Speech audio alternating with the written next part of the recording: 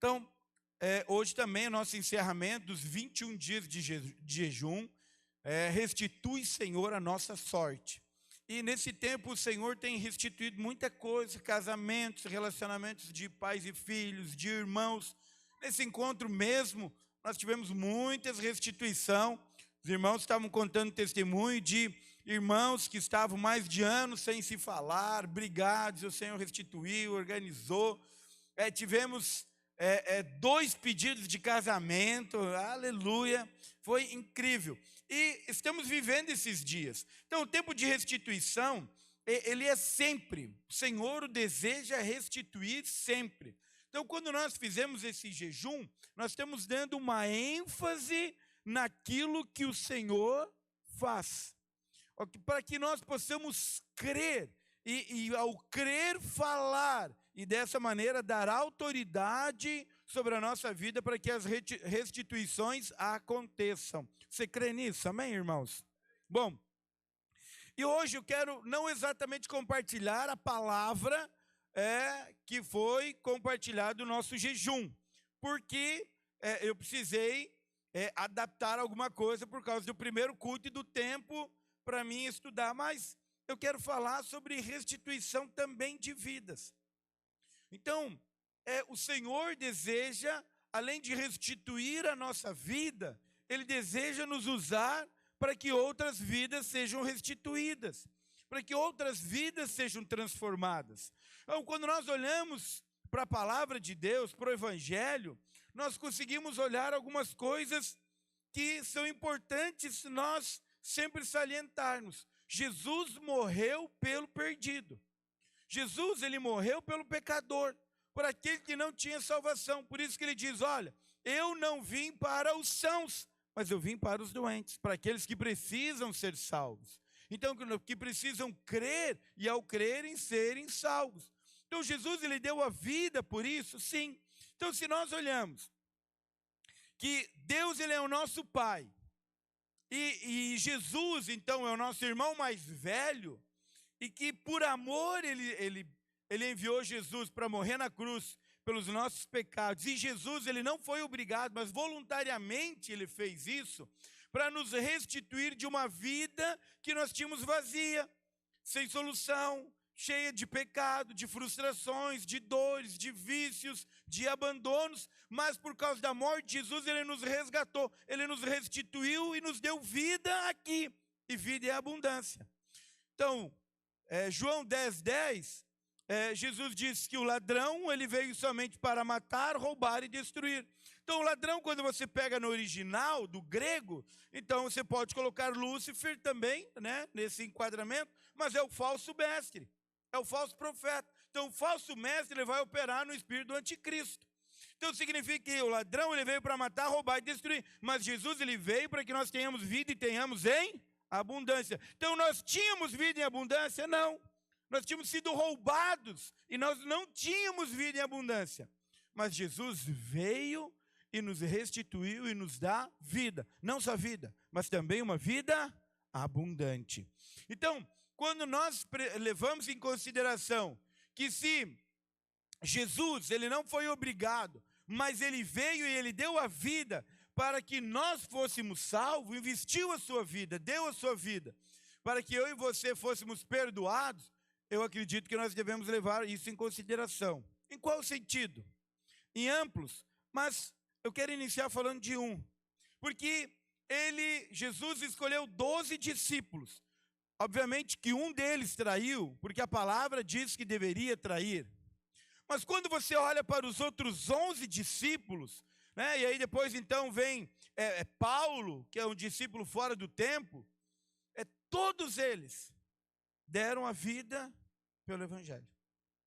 Todos eles deram a vida para que o perdido fosse salvo, para que o gentil fosse salvo. Então você olha, e você pode ver isso quando Pedro está prestes a negar Jesus, e aí então, ele diz, não, contigo eu irei até a morte. E aí então Jesus pergunta a Pedro, por um acaso bebereis o cálice que eu vou beber?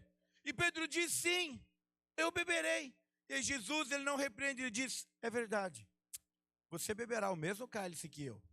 Mas agora saiba que antes que o galo cante, tu me negarás 3 vezes. Então, era uma maneira de Jesus guardar a vida de Pedro e também tratar a sua justiça própria. Agora, você tem outro momento também que Jesus, ele está junto com os seus discípulos e chega a mãe de André e Tiago, e juntamente com André e Tiago, ela pede, olha, peço-te que quando vieres no teu reino, os meus filhos se assentem um à direita e um à esquerda. E aí Jesus, ele faz a mesma pergunta, ele diz, por um acaso, vocês podem beber o cálice que eu beberei? E eles falaram, sim, nós beberemos. E Jesus diz, é verdade, vocês irão beber. Então, agora nós vemos que os seus discípulos fizeram exatamente o que Jesus fez. Eles deram e investiram a sua vida para resgatar os gentios, restituir a vida que Adão havia perdido, entregado na mão de Lúcifer. Então agora, nós devemos levar em consideração, por quê? Porque nesse tempo, o Senhor também deseja que nós venhamos ser usados para que outras pessoas sejam restituídas das suas vidas. Então um dia nós não tínhamos vida, não tínhamos alegria, não tínhamos destino, não tínhamos paz, não tínhamos desfrute. Na verdade, nós tínhamos sido roubados.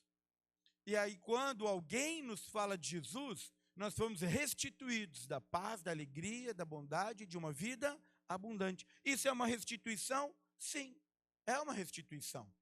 E nós devemos agora saber que o Senhor nos envia para que outras pessoas sejam restituídas? Sim. Olha o que a palavra nos fala em Marcos capítulo 16, verso 15 e 16. Ide e pregai, ide por todo o mundo e pregai o evangelho a toda criatura. E quem crer e for batizado será salvo. Quem, porém, não crer será condenado. Então agora, o Senhor deseja salvar a muitos? Claro que sim. Esse é o desejo dele. Deseja restituir e dar vida em abundância. Mas ele precisa o quê? Que alguém pregue. E esse somos eu e você. Mas qual é o evangelho que ele está falando aqui? Pregai o evangelho a toda criatura. É o evangelho de passos para a salvação. Como chegar à salvação? De que maneira fazer isso? Não. Eu quero dizer para você que o evangelho, no original do grego, significa trazer boas notícias. Anunciar as boas novas, jubilosas notícias da bondade de Deus, que são as bênçãos messiânicas a respeito às boas novas da salvação. Então, trazer boas notícias. Então, imagine comigo, uma pessoa ela está se afogando, está se debatendo e afogando. Aí você está ali e você sabe nadar, você pode salvar. Mas ao invés de você salvar, você joga para ela um livrinho e diz, olha aqui, 10 passos para aprender a nadar e não se afogar. É o que a pessoa está precisando? Não é o que ela está precisando. Ela está precisando que alguém salve ela, simplesmente assim. Então agora, eu e você conhecemos o evangelho da graça. Nós conhecemos o evangelho da salvação. E Jesus está dizendo, olha, há muitos outros que estão perdidos. Eu necessito que você vá e anuncie o evangelho. Mas é o evangelho das boas novas, dizendo, olha, Jesus salva você. Jesus tem perdão para você. Jesus preenche o vazio. Jesus cura. Jesus restaura. Jesus é a solução. Essas são as boas novas. Essas são boas notícias. Então uma pessoa que ela talvez está desesperada, sem saída, que na verdade lhe foi roubado todo o prazer de viver, ela não precisa saber 10 passos para a vitória, 10 passos para alcançar algo. Não, ela precisa que alguém salve. Ela precisa que alguém dê uma esperança, dê uma boa notícia para ela.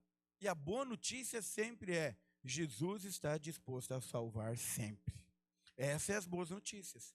Então, quando nós fizemos isso, agora pessoas são restituídas? São restituídas. E Jesus, ele veio exatamente para isso.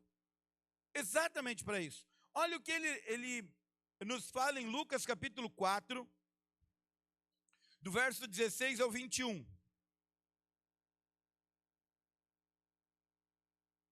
Mas antes de ler ele projeta para mim Efésios capítulo 3.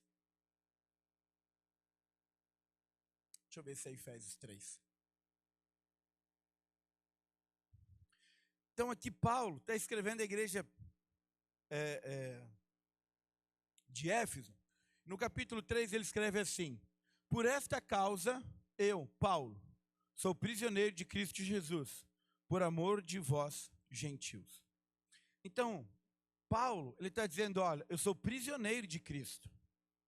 Então, não porque Cristo lhe obrigou, lhe prendeu, mas ele entendeu que agora ele tinha um evangelho da graça que salvava muitas pessoas, e ele disse, agora eu me vejo na obrigação de pregar esse evangelho. Mas ele está dizendo por quê? Por amor de vós, gentios. Então, quando você olha a vida de Paulo, que ele sofreu 3 naufrágios, que ele foi preso, que ele foi açoitado, então, que tudo isso que ele viveu, você pode dizer, mas é porque ele amava Jesus. Ele amava Jesus, e porque ele amava Jesus, ele fez o que Jesus fez. Deu a sua vida por amor ao gentio. Então, você ama Jesus? Então, nós fomos chamados exatamente isso, para salvar e resgatar o perdido, pregar o evangelho da graça, as boas novas. Então, lá em Lucas, capítulo 4, verso 16 ao 21, diz assim: indo para Nazaré, onde ele fora criado, entrou num sábado na sinagoga, segundo o seu costume, e levantou-se para ler. Então, o costume de Jesus era que todo sábado ele ia na sinagoga. E então lhe deram o livro do profeta Isaías, e abrindo o livro, achou o lugar onde estava escrito. Então, quando deram para ele o livro de Isaías, ele não simplesmente pegou, abriu e leu. A Bíblia diz, a palavra diz que ele procurou. Então, ele pegou o livro, Jesus é a própria palavra, é claro, mas ele procurou, ele folheou até encontrar a passagem que nós vamos ler agora. E essa passagem está em Isaías 61, verso 1. Então, Jesus ele não leu de uma maneira aleatória, mas ele procurou o texto que ele queria ler. E quando ele encontrou, ele leu. E ele disse assim: o Espírito do Senhor está sobre mim, pelo que me ungiu para evangelizar os pobres, enviou-me para proclamar libertação aos cativos e restauração da vista aos cegos, para pôr em liberdade os oprimidos e apregoar o ano aceitável do Senhor. Tendo fechado o livro, devolveu-o ao assistente e sentou-se. E todos na sinagoga tinham os olhos fitos nele. E então passou Jesus a dizer-lhe: hoje se cumpriu a escritura que acabais de ouvir. Então Jesus procurou exatamente o lugar que ele, para mostrar aquilo que ele veio fazer. Então, quando nós lemos aqui, ele está dizendo: olha, eu vim evangelizar os pobres, eu vim pregar para os pobres. Então, quando ele fala de pobre, não é de recurso, mas pobre de espírito, que não tem uma direção, não tem uma palavra de Deus. Exatamente para esse que ele veio anunciar a salvação. E ele diz: olha, e para proclamar a libertação aos cativos. Então, deixa eu falar algo para você. Todos nós, quando nós nascemos de Adão, nascemos do pecado. Nós já nascemos, quando nós nascemos, destituídos do Senhor. Nós éramos criaturas de Deus. Então, por si só, por causa do ato de Adão, nós tínhamos sido roubados. Agora, quando Jesus morre na cruz, ele nos restitui de tudo aquilo que Adão tinha perdido. Totalmente. Então, quando nós cremos em Jesus, nós somos restituídos de uma vida completa e abundante. Então, muitas vezes, nós queremos procurar uma vida abundante, talvez você tenta procurar no mundo, no recurso, no dinheiro, em relacionamentos, em prazeres. Talvez você tenta preencher algo dentro do seu coração que você não encontra, mas você quer ter uma vida abundante. E aí esquece que a vida abundante é só em Cristo. Jesus é que tem a vida abundante. Ele diz: eu vim para que vocês tenham vida e a tenham em abundância.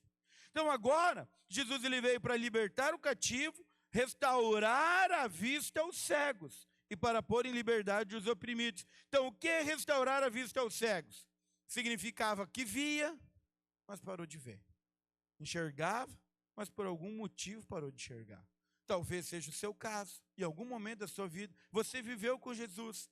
Jesus comprou, resgatou, você creu em Jesus. Mas em algum momento da sua vida, você desfaleceu na fé, desanimou, você parou, você retrocedeu, e aí lhe faltou fé, e aí nesse momento você não consegue mais ver todas as promessas de Deus para a sua vida. Mas Jesus está dizendo, eu vim para restaurar a vista aos cegos, para que você volte a ver. Isso significa ver espiritualmente, mas também fala de nós termos uma cura física. Porque Jesus, ele não veio para condenar, mas ele veio para salvar. Então, toda vez que você ouve uma condenação, ela não provém do Senhor. Não vem. Porque Jesus não veio para condenar, ele veio para salvar. João capítulo 3, verso 17.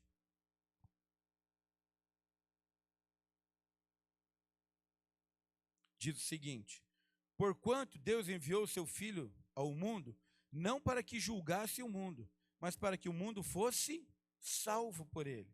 Então Jesus, ele veio para exatamente isso, para o mundo ser salvo. Então aquilo que o diabo tinha roubado em Cristo Jesus, nós tomamos totalmente de volta. Toda alegria, toda paz, toda mansidão, toda felicidade, todo desfrute, toda vida abundante. Então aonde que você vai encontrar isso? Você sempre vai encontrar em Jesus. Então, mas em algum momento talvez da sua vida você perdeu isso. Mas eu quero dizer para você, o Senhor restitui. Claro que Ele restitui. Quando? Quando você pede para que Ele salve você. Quando você pede para que Ele salve você, Ele restitui você. Restitui o casamento, restitui a saúde, restitui a área financeira. Ele é que Ele restitui quando você pede para que Ele te salve. Então, muitas vezes, a gente fica pensando, puxa, mas Jesus, Ele não vai fazer nada? Não, enquanto você não pedir, não. Jesus está dizendo, pedir, dar-se-vos-á, buscar, encontrarei, batei, a porta se abrirá. Então, Ele está dizendo intensidade de oração. Mas se você não pedir, vai acontecer? Não, se você desejar. Se você não desejar, vai acontecer? Não. Jesus, Ele tem vida abundante para você? Tem. Ele tem restituição? Tem. Mas você precisa crer e pedir. É interessante porque quando você vai ler Tiago, ele escreve e diz, da onde que vêm as invejas, as brigas, as guerras? Não são das invejas? Não são dos ciúmes? Não sei porque outro tem e você não tem? E aí ele diz assim, não tendes porque não pedis. Você já parou para pensar nisso? Que talvez você não tem porque você não pede? E talvez você pede e para de pedir? Você desfalece? A palavra fala que tudo aquilo que nós plantarmos, se não desfalecermos, nós iremos colher. Então o Senhor deseja nos restituir, talvez, de algo que nos roubou, sim. Mas nós precisamos pedir. Você precisa requerer, é seu. A vida e abundância inclui isso. É quando você diz, Senhor, eu quero ser restituído. Esse é o desejo do Senhor. Quando nós olhamos para Mateus capítulo 8, então Jesus está descendo o Sermão do Monte. O Sermão do Monte é o capítulo 5, 6 e 7. Ele encerra o Sermão do Monte e aí então ele desce. Quando ele desce, a palavra fala que uma multidão o seguia. Uma multidão. E aí então saiu um leproso ao encontro de Jesus. E a palavra diz que esse leproso o adorou, dizendo, projeta para mim Mateus 8, acho que é o verso 2, isso. Eis que um leproso, tendo se aproximado, adorou-o, dizendo. Então, veja bem, a palavra quando diz que esse leproso o adorou, dizendo, ele está dizendo que as palavras do leproso foram uma adoração. Ele não diz, olha, e o leproso, aproximando-se, prostrou-se. O leproso, aproximando-se, o adorou, falando, dizendo, e depois fazendo uma pergunta. Não, um pedido.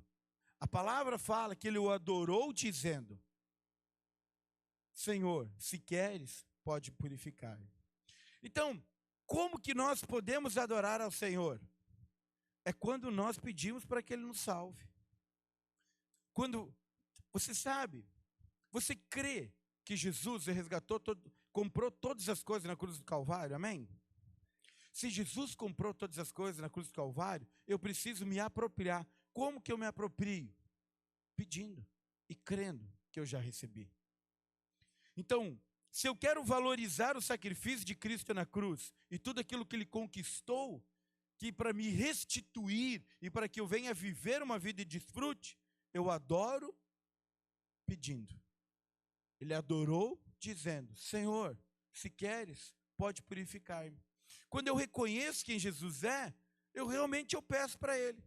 Eu peço a bênção para minha família, peço para o meu filho, peço para o meu casamento, peço para a minha saúde, peço para a minha área financeira. Digo: Senhor, eu preciso que você me salve.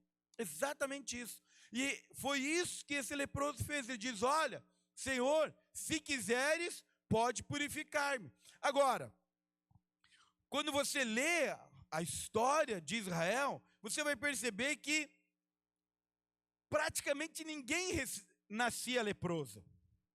Contraía lepra. Então, provavelmente, esse homem leproso, ele não nasceu com lepra. Senão, provavelmente, ele já teria morrido, porque lepra não tinha cura. Então, ele contraiu, em algum momento da vida dele, ele contraiu a lepra. E aí ele chega para o Senhor e diz: se queres, você pode purificar. Se o Senhor quiser, eu posso ser curado. Projeto verso 3.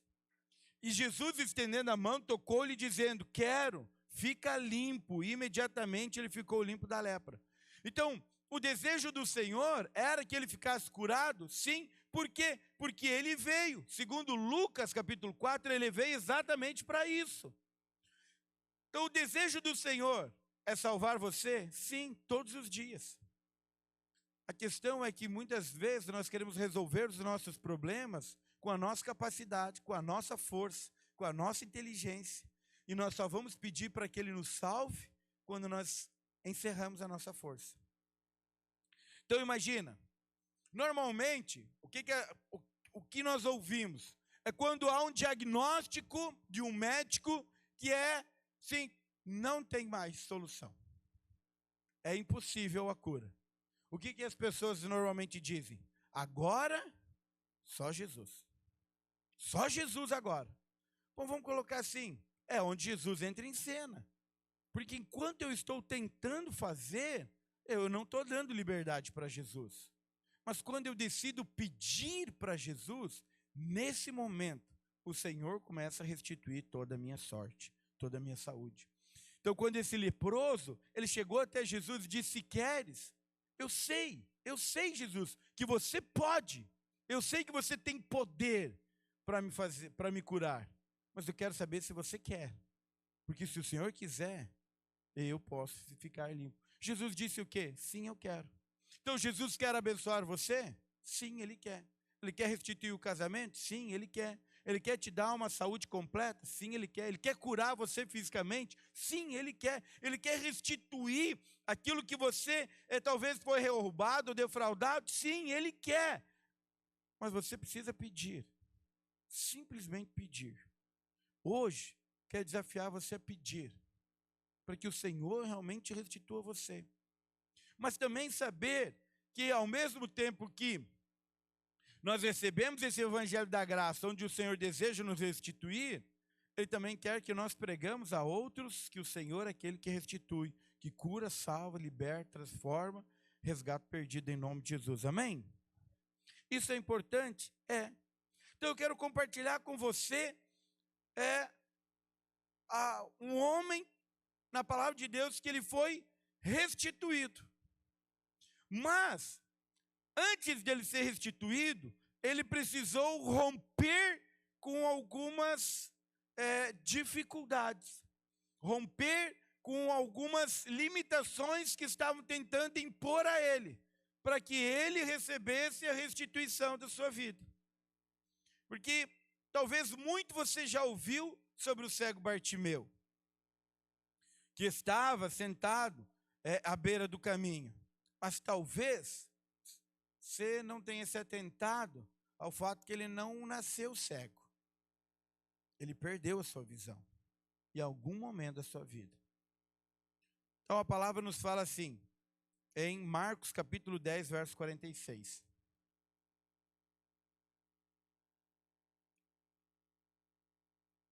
E foram para Jericó. quando ele saía de Jericó, juntamente com os discípulos e uma numerosa multidão, Bartimeu, cego, mendigo, filho de Timeu, estava sentado à beira do caminho.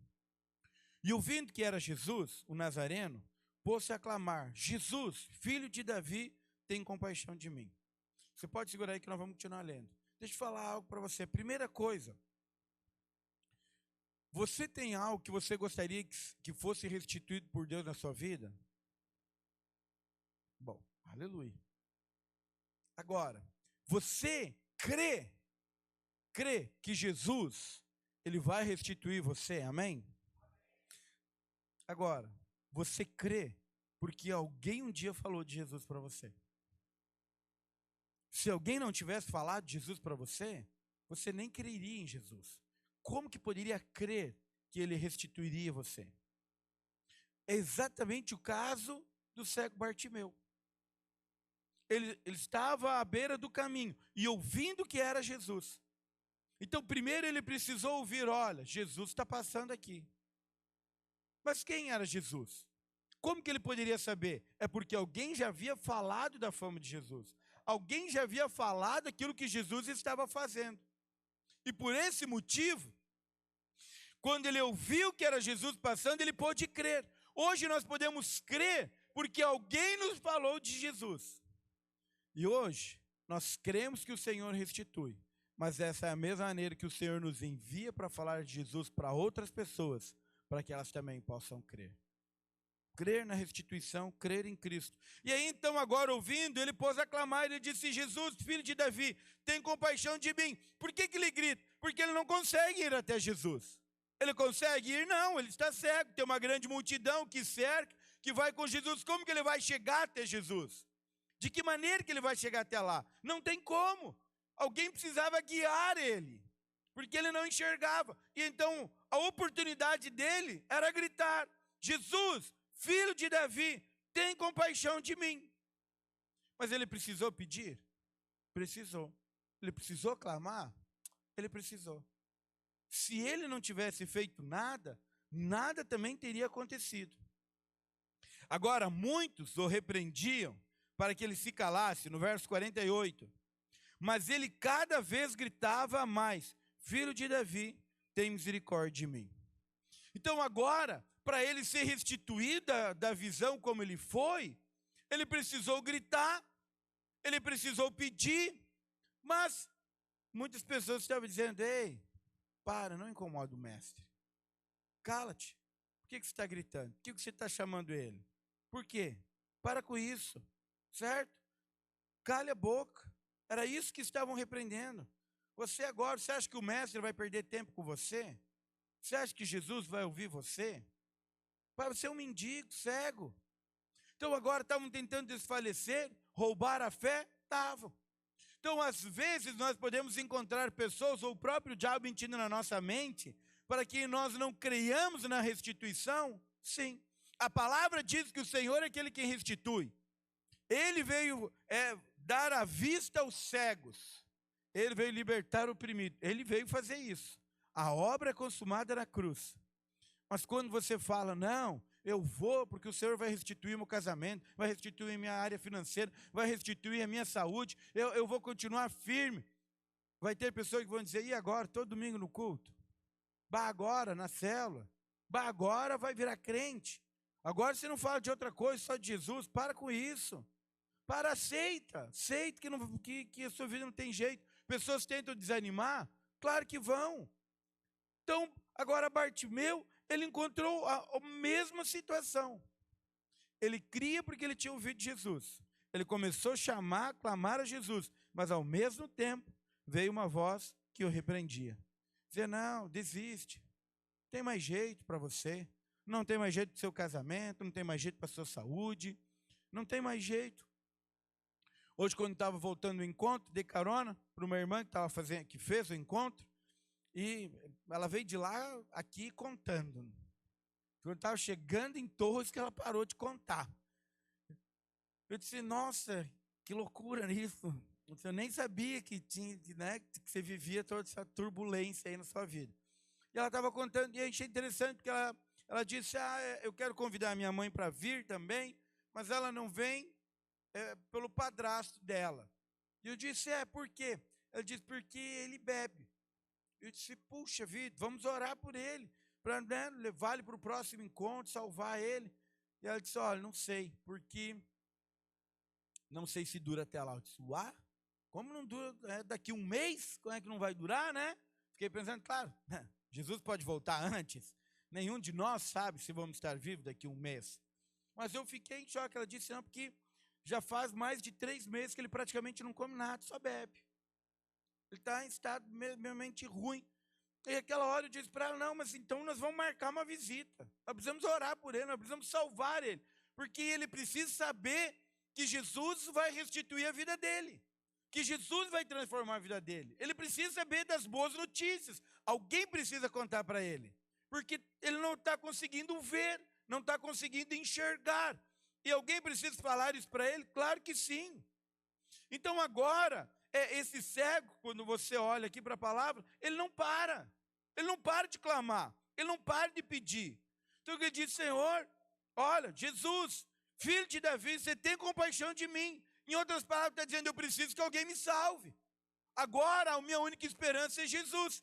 E aí, a palavra nos fala, no verso 49, parou Jesus e disse, chamai-o. E chamaram. E então o cego, dizendo-lhe, chamaram então o cego, dizendo-lhe, tem de bom ânimo, levanta-te, ele te chama. Então a primeira coisa que agora, pode ser que eram os mesmos, ou pode ser que eram outros, dizendo, ei, anime-se. Você estava chamando por Jesus? Ele te ouviu, ele parou e ele te chamou.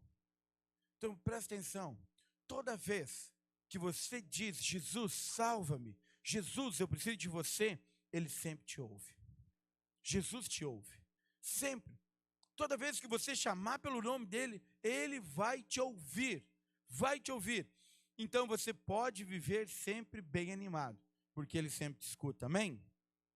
Bom, agora ele lança a capa de si, levantou-se, deu um salto e foi ter com Jesus. Então, lançando a capa, é porque a capa definia que ele era um mendigo, e que ele vivia de esmolas, exatamente isso. E aí ele foi ter até Jesus, porque ele está dizendo, alguma coisa vai acontecer. Jesus me chamou. Eu creio que algo vai acontecer. Então, mas ele já sabia o que ia pedir. Perguntou-lhe Jesus, que queres que eu te faça? E respondeu o cego, mestre, que eu torne a ver. Então, ele via e por algum motivo ele parou de ver. E ele está dizendo, eu preciso que o Senhor restitua a minha visão. Eu preciso voltar a ver. Talvez, algum momento da sua vida, você perdeu a visão do seu chamado. Perdeu a visão do seu propósito.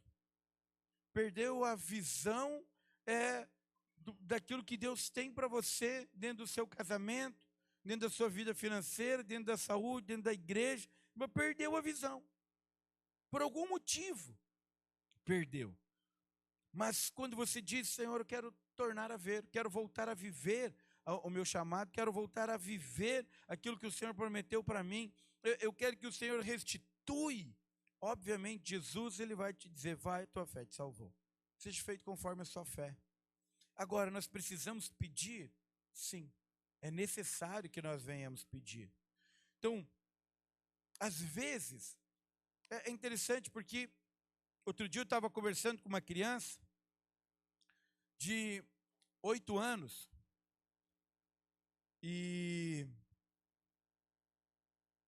eu perguntei para ela, se Jesus pedisse para você agora, faça um pedido, um só, e ele atenderia, qual pedido você faria? Ela falou rapidamente o pedido que ela faria.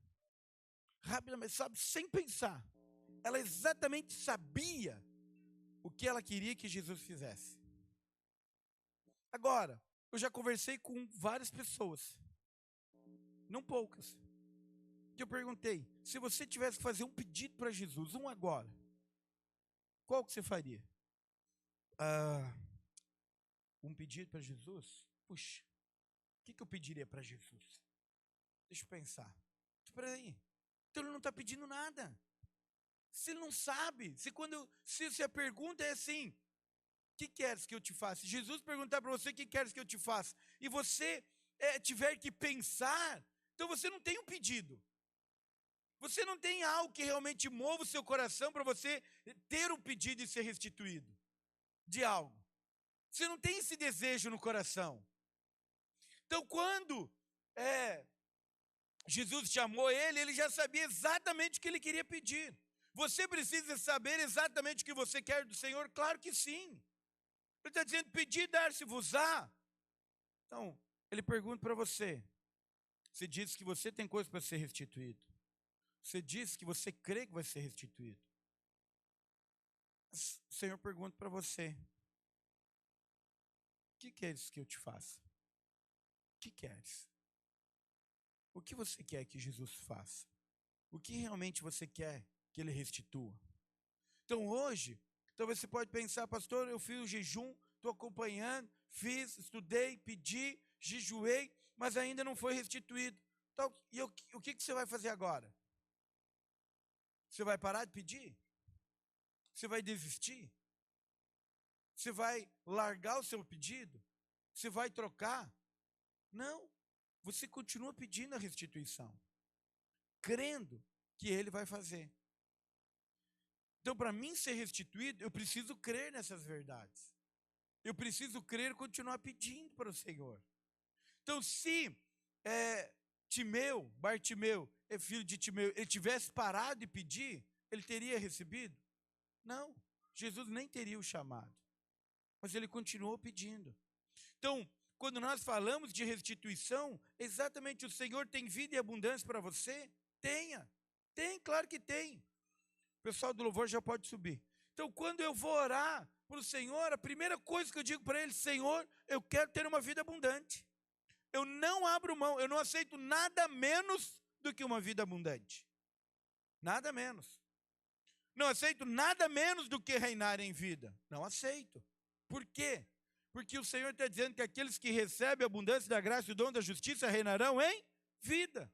Então, você recebeu o dom da justiça, amém? Amém? Você recebeu também a abundância da graça? Então você não pode aceitar nada menos do que reinar em vida. Nada menos. Você aceitou Jesus como teu único Senhor e Salvador, amém? Então ele tem vida abundante para você. Você não pode aceitar nada menos que uma vida abundante. Então se algo foi roubado de você, algo talvez você perdeu a visão, perdeu a paixão, perdeu a direção, perdeu o ânimo, perdeu talvez a esperança. O Senhor, ele também quer restituir a sua visão, sua fé, sua direção. Mas a pergunta que o Senhor faz, o que você quer ser restituído? O que queres? O que queres que eu te faça? O que queres? Exatamente isso, o que queres?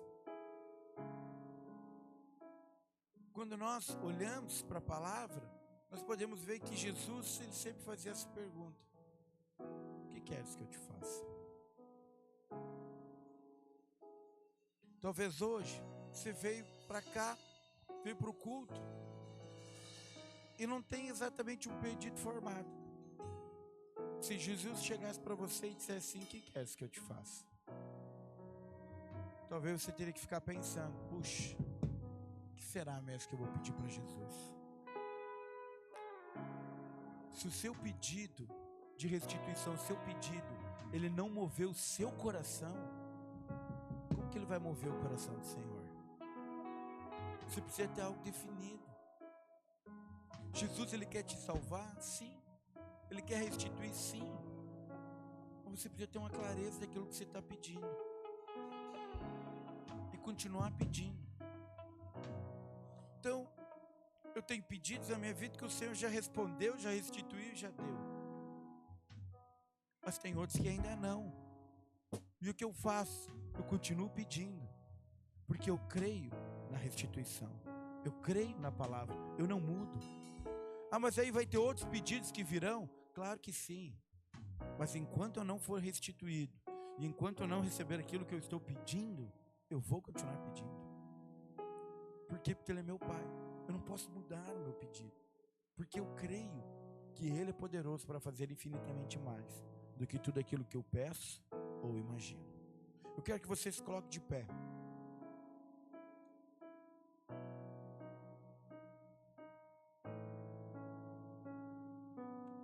Quero que você feche os seus olhos.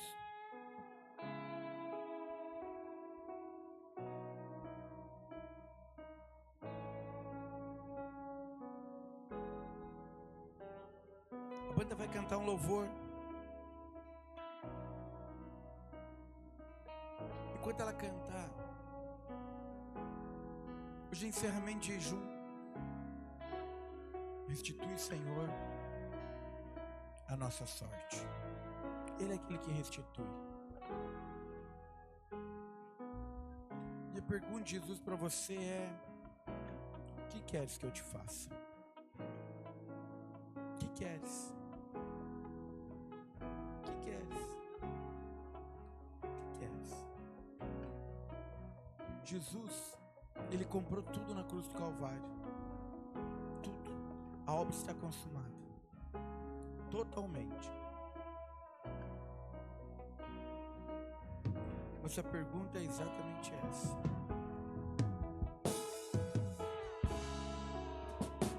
Quando Bartimeu foi chamado, ele sabia exatamente o que ele queria. Ele disse: eu quero tornar a ver. Pergunto para Jesus, para você é: o que queres que eu te faça? O que você quer ser restituído? O que? O que? Qual é o seu pedido? Quer que seja restituído o casamento? Quer que seu cônjuge seja salvo? Você quer que os seus filhos sejam salvos? Você quer uma cura física? O que você quer? O que queres que eu te faça?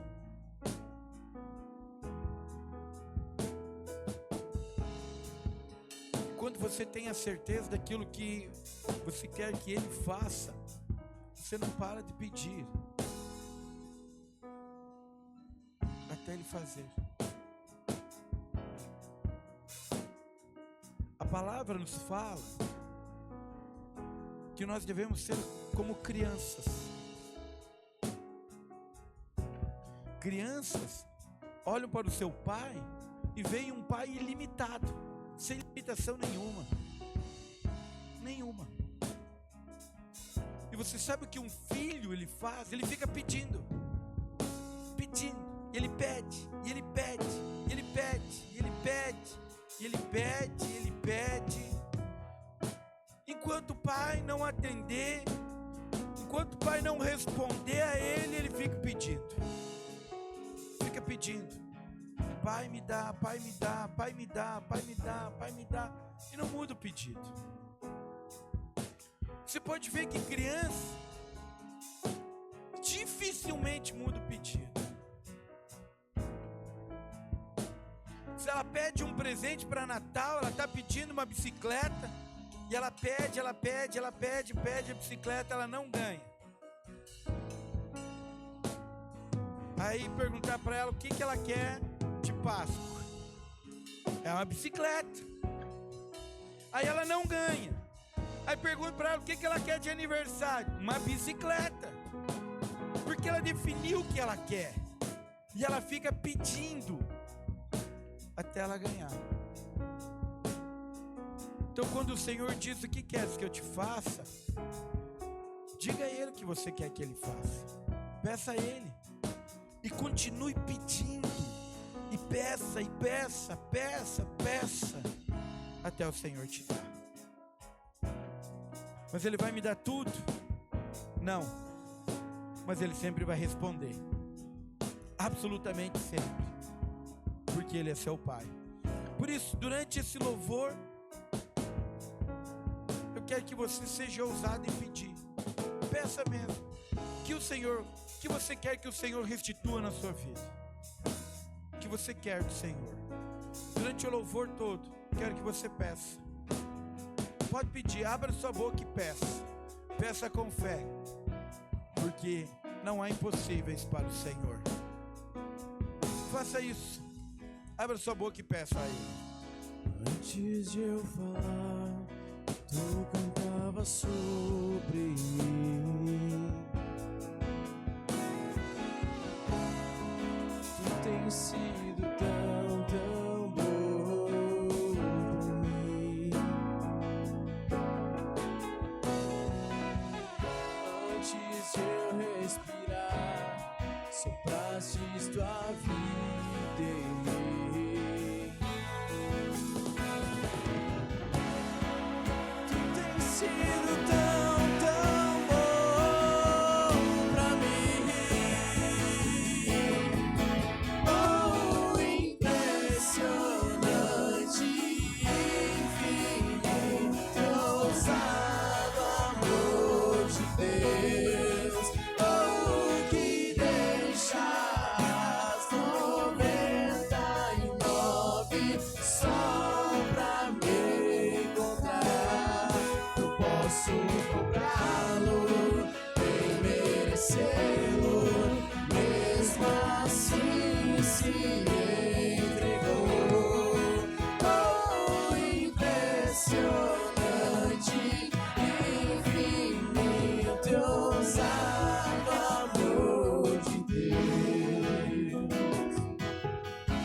Inimigo eu fui, Peça, seja ousado.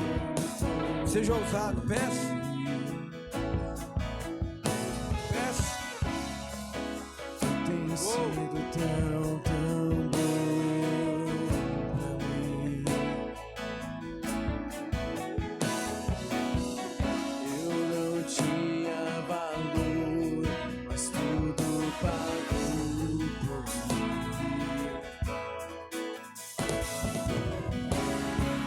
Tu tens sido tão, tão bom pra mim.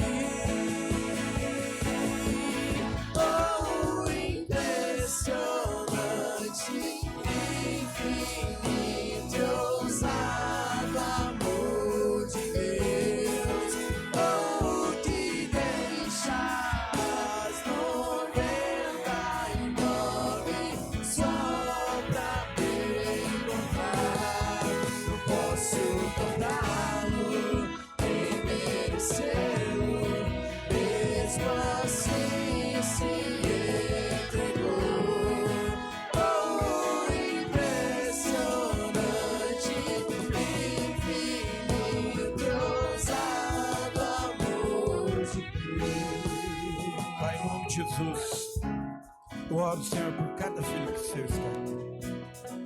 Senhor, hoje estão pedindo ao Senhor que cada um quer que o Senhor faça. E a tua palavra também diz que aquilo que dois concordarem aqui na terra, ela é concordada no céu. Senhor, eu quero declarar que eu concordo com a restituição de casamentos, restituição de famílias, restituição de saúde, restituição na área financeira, em nome de Jesus. Senhor, que é aquilo que cada um tem pedido para que o Senhor venha restituir nesse tempo, em nome de Jesus. Senhor, sabemos que o Senhor ouve as nossas orações, o Senhor sempre nos ouve, e por isso nós pedimos e já te agradecemos por cada restituição em nossas vidas, por todas elas, porque nós cremos e tomamos posse de toda restituição sobre a nossa vida, sobre a nossa casa, sobre a nossa família, em nome de Jesus, em nome de Jesus. Quero que você declare comigo e diga assim: Senhor Jesus, eu creio que nessa noite o que eu pedi, eu recebo.